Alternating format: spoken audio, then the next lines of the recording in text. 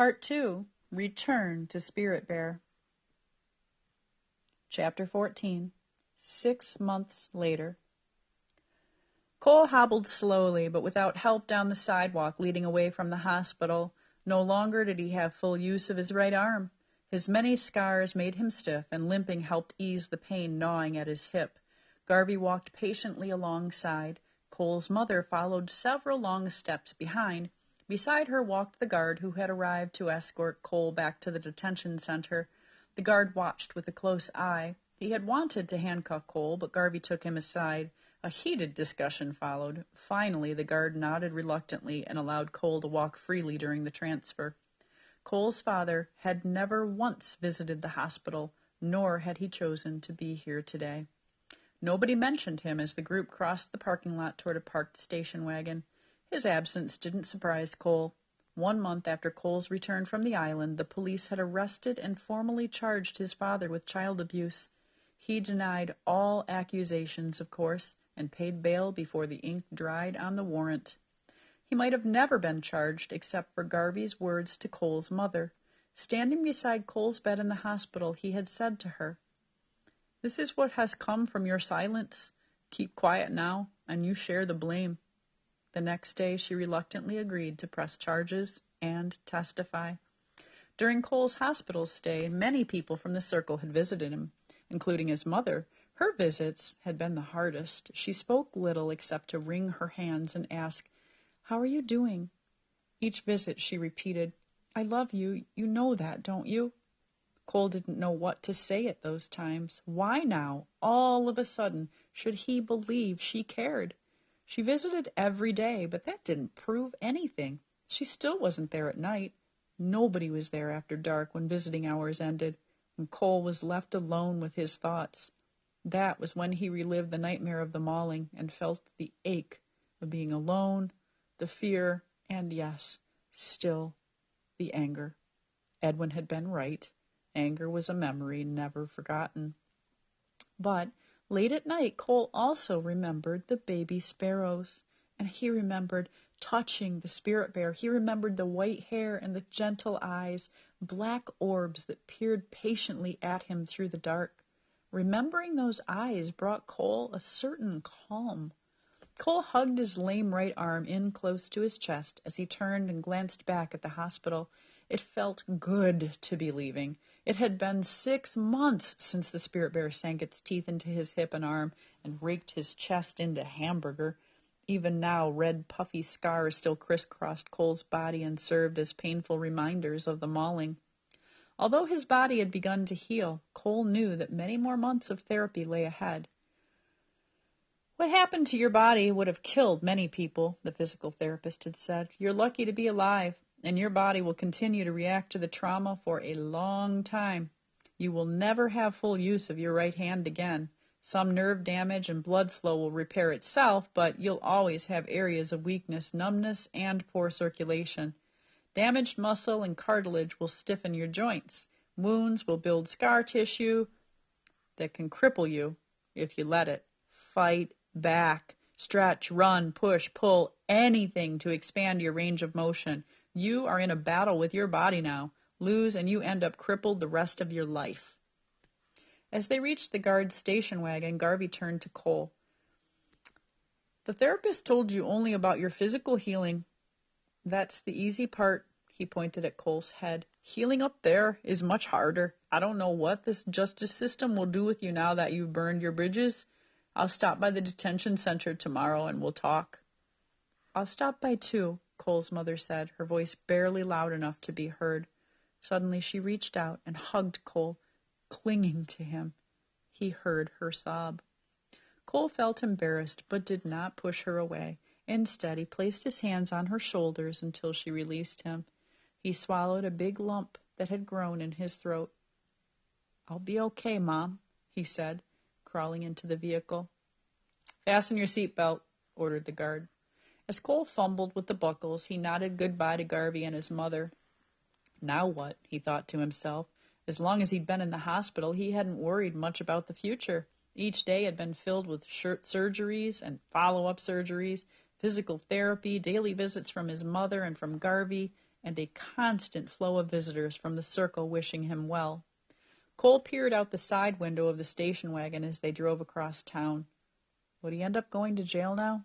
And what would happen to his father? He couldn't picture his father in jail. All too soon, the station wagon pulled to a stop in front of the detention center. Cole's pulse quickened as he eyed the familiar stark brick building. Obediently, he crawled out, letting the guard hold his elbow to escort him inside past the locked doors. He wore new clothes his mother had brought for him. All he owned now, including the towel blanket, fit in the small duffel bag he carried over his shoulder. Cole found himself assigned to a different room than before. Not that it mattered. This one had the same plain walls, cement table, and bed. The only difference was the toilet. This one was dull green. The other one had been tan. When the guard closed the door, Cole walked over to the bed and hung the towel over the bed frame where each hour and minute it could remind him of the island. Then he sat down. He closed his eyes and drew in a deep breath. Sitting there, it was easy to remember the island, the storm, the cold, the lightning, the fallen tree, the dead sparrows, and the mauling. Now he would find out whether he could still remember the gentleness of the spirit bear. When Garvey stopped by the next afternoon, he looked rushed. "Did you get settled?" he asked. "How do you settle into a prison cell?" Garvey smiled and pointed to his head. "It's all up here." "Did you find out what's going to happen to me now?" "Yes and no. As soon as it can be arranged, the Circle Justice will meet again with you. Because of what happened, they will probably relinquish authority over your case and send it back to the court system." "Then what?" "Then I'm afraid you go to trial and face sentencing." "A jail term?" Garvey nodded. "Most likely." Cole looked down and picked at his thumbnail. "How are you feeling about that?" asked Garvey. "I'm wishing I hadn't blown my chance on the island." Garvey nodded. "We all have things we wish we could do over again." "Someday I'm going back to the island," Cole said. Garvey glanced up curiously. "Any reason?" "To see the spirit bear again." "Ah, the great white bear," Garvey said. "You don't believe I really saw one, do you?" "You saw something, champ," Garvey said with a frown. "Something chewed you up and spit you out." "The bear didn't try to hurt me," Cole said. "How do you know that?" Cole hesitated. "When my dad uses a belt on me, I know he's trying to hurt me. I see it in his eyes. The bear was different. It was just trying to protect itself because I tried to kill it." "Ever wonder why your dad beats you?" Cole looked up surprised. "I've never done anything to him." "I didn't say you did." "He just whips me 'cause he's mad." Garvey smiled. "Remind you of anybody we know?" When Cole didn't answer, Garvey shrugged and walked toward the door. "I have to run, champ," he said. "You think I'm lying about the spirit bear, don't you?" Cole blurted. Garvey paused in the doorway. "No, you're not lying. I think you believe you saw one," he said. During the next week, Cole settled into the monotonous routine of the detention center. His father still didn't visit. Each day, however, Garvey stopped by, as did Cole's mother. His mother seemed a little different now, happier and more sure of herself. She wore casual clothes to visit instead of dressing up. "Maybe when this is all over, we can go start a new life somewhere," she said one day. "It will never be over," Cole said. "That's up to us," she said. "I've quit drinking." Cole studied his mother. "Why?" A faraway look crept into her eyes. 19 years ago, when your father and I were newly married, we were just like any other young couple, in love and full of dreams. We dreamed of having you, raising you, and having an ideal family. We never meant for things to turn out this way." "What happened?" "Somewhere we took a wrong turn. Life got to be more than we could handle. Your father carried too much baggage from his past, baggage he never dealt with." "What do you mean, baggage?" She smiled sadly. "Your father isn't a bad person, but when he was younger, he had parents who beat him for everything he did. That's all he ever knew. When I saw him start doing it to you, I kept telling myself things would get better. Drinking helped me ignore reality." She shook her head. It took a divorce and you ending up in the hospital to wake me up. I realized I couldn't change your father, but I could change me. I'm sorry you've gone through all you have. Can you ever forgive me? You weren't the one who hit me. No, but I didn't try to stop it. I wasn't there when you needed me. It's okay, Cole said. No, it's not okay, but maybe we can change things. Cole studied her curiously. This is the first time you've ever talked to me about this. She touched his hand. This is the first time you've been mauled by a bear. Then she gave Cole a big hug. Cole clung to his mother, even after she let go, then turned away to hide his misty eyes.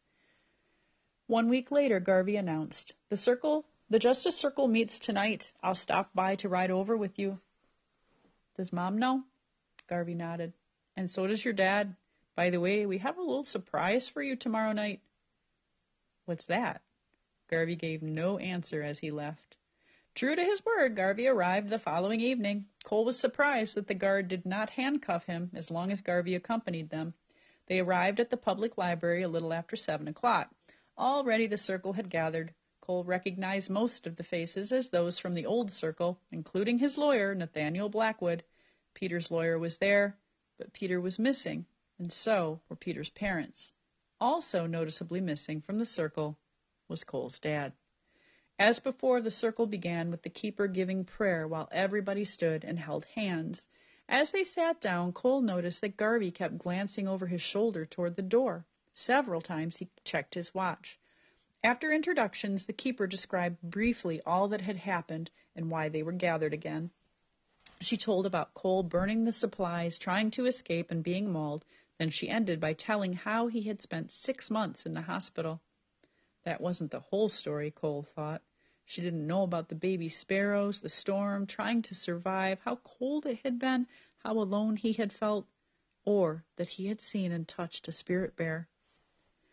Cole's responsibility to this opportunity was very disappointing, the keeper concluded. He broke his contract with the circle, and he violated our trust. Is there anything more of this circle can reasonably do? One by one, the circle members held the feather and expressed their disappointment over what had happened. My belief is that this situation should no longer be handled by the circle, one member finally said. Most of the others nodded their agreement. Again, Cole noticed Garvey glancing toward the door. Suddenly, the door opened, and everyone turned to look. In walked Edwin. The Tlingit elder seemed totally out of place here in Minneapolis. He still wore faded old blue jeans, but instead of his worn T-shirt, he wore a baggy sweater that covered up most of his pot belly. I'm sorry for arriving late, he announced. Here in the city, you have something we don't have in our village. Traffic. The circle members chuckled as Garvey asked permission to speak. The keeper handed him the feather, and Garvey introduced everyone to the Tlingit elder. May I join your circle? Edwin asked reverently. The keeper nodded. Yes, please do, she said, bringing another chair into the circle and placing it immediately to her left. As Edwin seated himself, he looked over at Cole and nodded. Cole smiled back. The keeper motioned for the feather to continue around the circle. We were just getting ready to hear from Cole, she said. Cole, would you please tell us why you have broken your contract with the circle? Explain why we shouldn't transfer your case back to the court system for prosecution and sentencing.